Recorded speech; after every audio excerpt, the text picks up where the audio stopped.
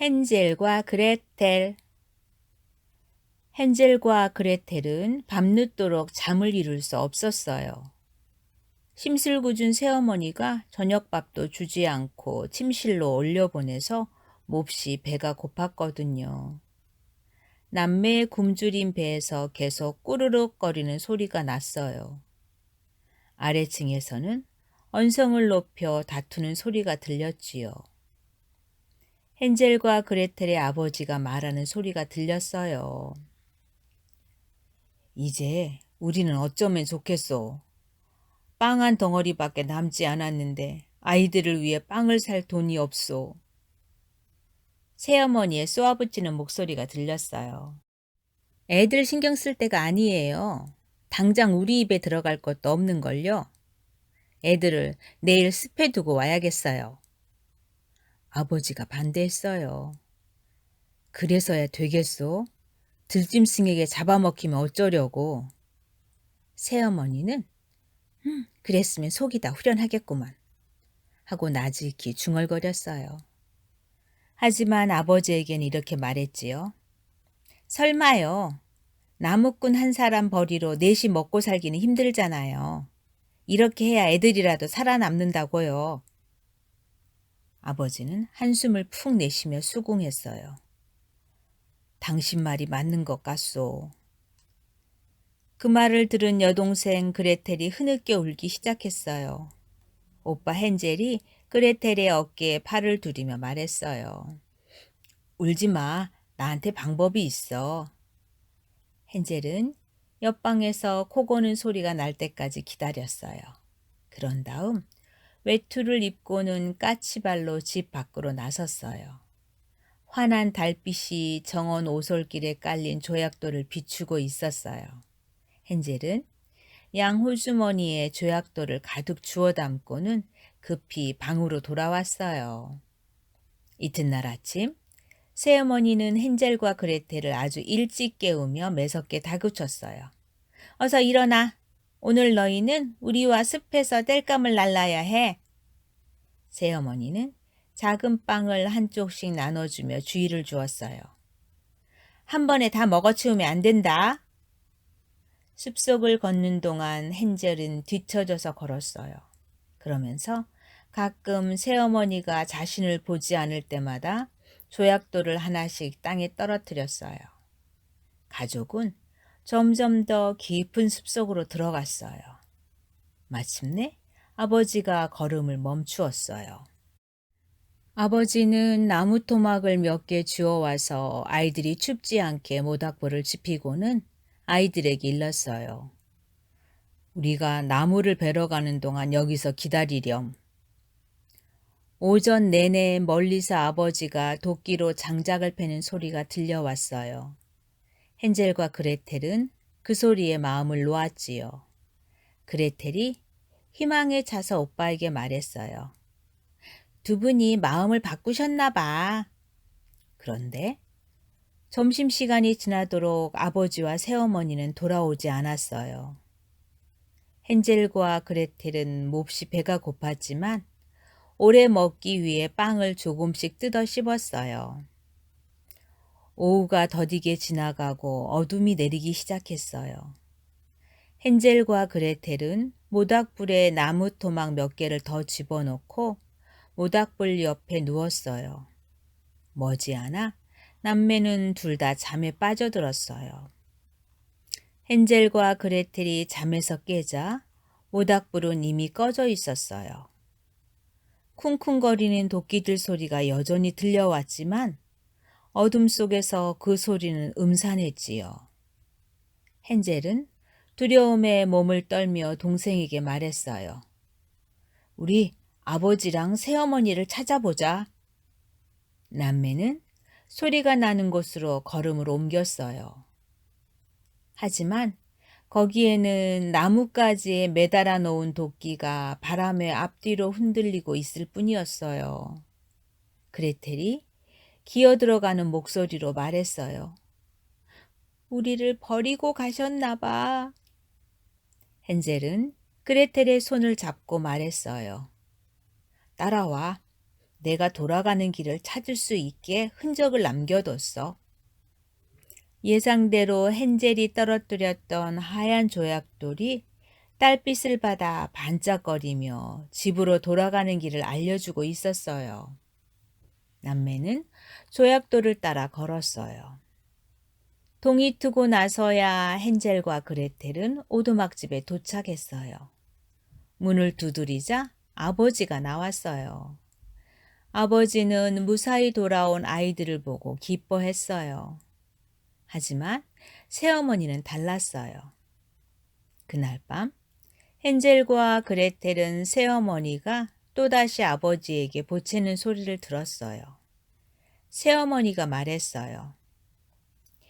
저 애들부터 내쫓지 않으면 우리 둘 다 굶어 죽어요. 달리 무슨 수가 있어요? 아버지는 아무 대답도 하지 못한 채 마지못해 수긍했어요. 헨젤은 부모님이 잠들기를 기다렸다가 지난번처럼 조약돌을 모으러 내려갔어요. 하지만 현관문이 잠겨 나갈 수 없었어요. 새어머니가 먼저 손을 써둔 거였지요. 헨젤은 위층으로 돌아와 그레텔에게 말했어요. 걱정 마. 내가 방법을 찾아볼게. 이튿날 아버지는 남매에게 빵을 한 쪽씩 나눠주었어요. 그리고 남매를 또다시 숲으로 데려갔어요. 헨젤은 자기 몫의 빵을 여러 조각으로 잘게 쪼갰어요. 그런 다음 걸어가면서 몰래 빵 부스러기를 땅에 드문드문 떨어뜨렸어요. 이번에는 새어머니가 남매를 훨씬 더 깊은 숲속으로 데리고 가며 생각했어요. 녀석들이 절대로 되돌아오지 못하게 할 테다. 아버지가 멈추더니 자리를 잡고 불을 피웠어요. 아버지는 뺨에 눈물을 흘리며 중얼거렸어요. 연기가 맵구나. 아버지와 새어머니가 떠난 뒤 헨젤과 그레텔은 그레텔의 빵을 나눠 먹었어요. 그런 다음 모닥불 주위에 서로 붙어 앉아 몸을 웅크렸어요. 너무 고단한 나머지 금세 꾸벅꾸벅 잠이 들었어요.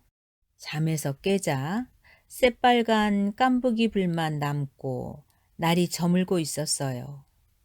집에 돌아가기 위해 헨젤은 빵 부스러기의 흔적을 찾아 두리번거렸지만 좀처럼 찾을 수 없었어요. 헨젤이 중얼거렸어요. 여기 어디쯤이었던 것 같은데. 그런데 그때 새하얀 새 한 마리가 땅에서 무언가를 쪼아먹고 있었어요. 그건 바로 헨젤이 흘려놓은 빵 부스러기였지요. 헨젤이 다급하게 외쳤어요. 안 돼! 그러자 새가 깜짝 놀라 푸드덕거리며 날아가 버렸어요. 부리에 빵 부스러기를 물고 말이지요. 헨젤은 이리저리 뛰어다니며 부스러기를 찾았지만 헛수고였어요. 굶주린 새가 이미 모두 먹은 거예요. 그레텔이 숲속으로 난 진흙길을 가리키며 말했어요. 이쪽 길 같은데. 그 길을 따라 가다 보니 점점 나무가 울창한 곳이 나타나 앞을 헤치고 가기 어려워졌어요. 헨젤이 자신 없는 목소리로 말했어요. 이 길이 맞는지 모르겠어. 돌아왔던 길을 거슬러 가려 했지만 길을 알 수 없었어요. 모든 길이 다 똑같아 보였거든요. 헨젤과 그레텔은 걸음이 비틀비틀해질 때까지 걷고 또 걸었어요. 하지만 같은 자리를 뱅글뱅글 돌다가 완전히 길을 잃고 말았어요. 이제는 너무 지쳐서 제대로 서 있기도 힘들었어요. 그러다 밤이 새고 아침이 밝아왔지요. 희망을 놓으려던 차에 듬성듬성한 나무들 사이로 호젓한 빈터가 나타났어요. 거기에 난생 처음 보는 희한한 작은 집이 있었어요. 헨젤과 그레텔은 신기해서 말똥말똥 바라보았어요. 작은 사탕이 박힌 생강 쿠키로 벽을 세우고 지붕에는 설탕물이 흐르는 초콜릿 기와를 얹은 집이었어요. 정원에는 꽃 대신 먹음직스러운 컵케이크와 커다란 막대 사탕, 꼬부라진 지팡이 모양 사탕이 가득했어요. 굶주린 헨젤과 그레텔에게 이보다 더 반가운 풍경은 없었지요. 그레텔이 집으로 난 길을 뛰어가며 막대 사탕 하나를 핥아보더니 소리쳤어요. 이건 진짜 사탕이야. 헨젤이 신이 나 말했어요. 조금만 먹자. 헨젤과 그레텔은 울타리를 갉아먹고 창턱을 아작아작 씹어먹었어요. 그러다 문고리를 먹으려는 순간 문이 벌컥 열렸어요. 쭈글쭈글한 노파가 문틈으로 남매를 내다보았어요. 노파는 음산한 목소리로 따졌어요. 너희는 누구냐? 내 집을 먹어치우고 있었던 거냐? 헨젤과 그레텔은 겁에 질려 고개를 끄덕였어요. 두 볼은 생강 쿠키가 들어 불룩했고 입가는 초콜릿 투성이어서 발뺌할 수 없었거든요. 노파는 이가 빠져 오므라진 입으로 웃더니 말했어요. 쯧쯧쯧 불쌍한 것들. 배가 몹시 고픈 모양이구나. 들어와서 마음껏 먹으려무나. 헨젤과 그레텔은 노파가 나쁜 사람처럼 보이지 않았고 여전히 너무 배가 고파서 노파의 집으로 따라 들어갔어요. 그러자 노파는 키들키들 웃으며 말했어요. 어리석은 녀석들, 내 덫에 제 발로 걸어 들어왔구나. 노파는 헨젤의 한쪽 귀를 붙잡아 뒷마당으로 질질 끌고 가서 닭장 안에 내팽개치고 큰 소리로 말했어요. 내 놈이 통통하게 살이 오르면 맛난 요리를 해 먹어야겠다. 노파는 사실 아주 고약하고 무시무시한 마녀였어요.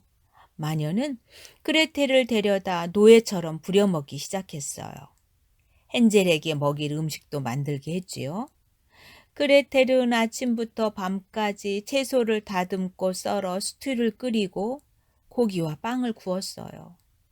그동안 마녀는 흔들의자에 편히 앉아 보물상자에 든 보석을 헤아렸지요.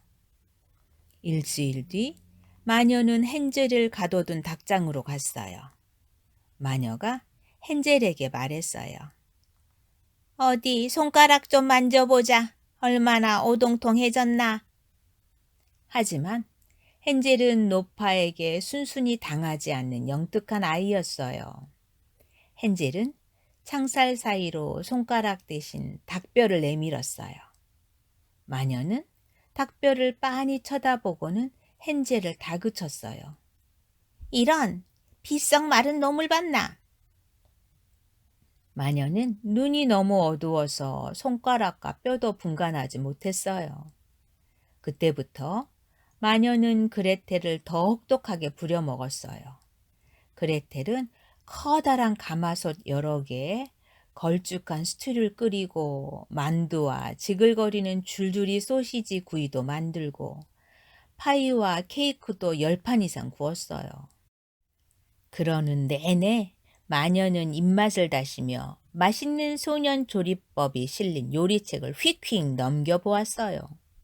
하지만 주말에 마녀가 헨젤을 다시 확인해 보니 손가락이 전처럼 앙상하기만 했어요. 한 달이 흘러도 헨젤은 조금도 살이 오르지 않았어요. 참을성이 바닥난 마녀는 결국 씩씩대며 그레텔에게 말했어요. 오늘 나는 내 오빠를 먹어야겠다. 아직 앙상해도 상관없어. 당장 화덕을 달궈라.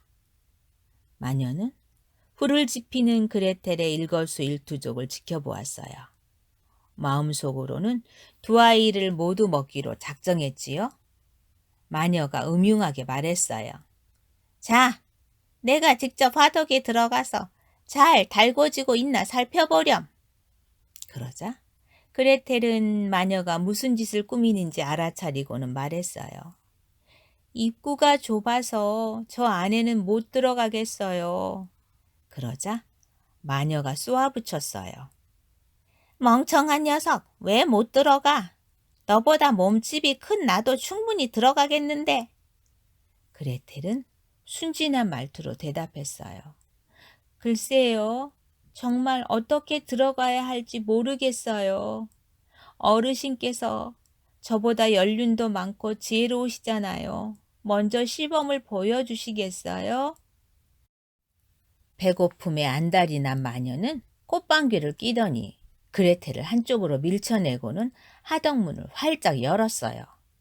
그러고는 머리를 화덕 안으로 들이밀며 말했지요. 자, 이렇게 하라고! 그 순간 그레텔은 마녀를 화덕에 힘껏 밀어 넣었어요. 그런 다음 화덕문을 꽝 닫고는 단단히 잠가버렸어요. 마녀는 문을 쾅쾅 두드리며 악을 썼어요. 당장 열지 못해? 당장 열어! 하지만 그레텔은 들은 척도 하지 않았어요. 그레텔은 마녀의 보물상자에서 보석을 꺼내 호주머니에 가득히 챙겼어요. 그런 다음 닭장 열쇠를 가지고 오빠를 구하러 뛰쳐나갔어요. 그레텔이 닭장 문을 열자 헨젤이 물었어요. 어떻게 된 거야? 그레텔이 숨을 헐떡이며 대답했어요. 내가 못된 마녀를 구워버렸어. 어서 여기서 도망치자. 그런데 집에 가는 길을 어떻게 찾지? 바로 그때 머리 위 나무에서 바스락거리는 소리가 났어요. 헨젤과 그레텔이 고개를 드니 헨젤이 흘린 빵 부서기를 먹었던 새가 보였어요. 새가 옆에 있는 나무로 날아가서 가만히 앉더니 머리를 한쪽으로 갸웃거렸어요. 그레텔이 말했어요. 우리한테 따라오라는 것 같아. 헨젤과 그레텔은 새를 따라 숲에서 빠져나올 수 있었어요. 마침내 흔들다리가 놓인 개울에 도착했어요. 헨젤이 말했어요. 익숙한 다리야. 우리 집에 거의 다 온 것 같아. 헨젤과 그레텔은 새에게 고맙다는 인사를 한 뒤 서둘러 오두막집으로 달려갔어요. 아이들이 오는 소리에 집 밖에 서 있던 아버지가 고개를 들었어요. 아버지는 큰 소리로 아이들을 불렀지요. 얘들아! 헨젤과 그레텔은 아버지의 품속으로 달려들었고 아버지는 아이들을 꼭 껴안아 주었어요. 아버지가 훌쩍거리며 말했어요. 너희가 너무 보고 싶었단다. 제발 나를 용서해다오. 세 사람은 집으로 들어갔어요. 헨젤과 그레텔은 초조하게 집안을 둘러보았지만 새어머니는 아무데도 보이지 않았어요. 아버지가 말했어요. 너희 엄마는 먹을 게 동이 나자 집을 나가버렸어. 지금도 집에는 빵 부스러기 하나 없단다. 어떻게 헤쳐나가야 할지 막막하지만 아빠가 무슨 수라도 찾아볼게. 그러자 그레텔이 가져온 보석을 치마 위에 펼치며 말했어요. 어쩌면 이것들이 쓸모가 있겠네요. 헨젤이 놀라서 물었어요. 도대체 이런 게 어디서 났어? 그레텔은 코를 쓱 문지르고 웃음을 지으며 말했어요. 오빠만 영리한 게 아니라니까.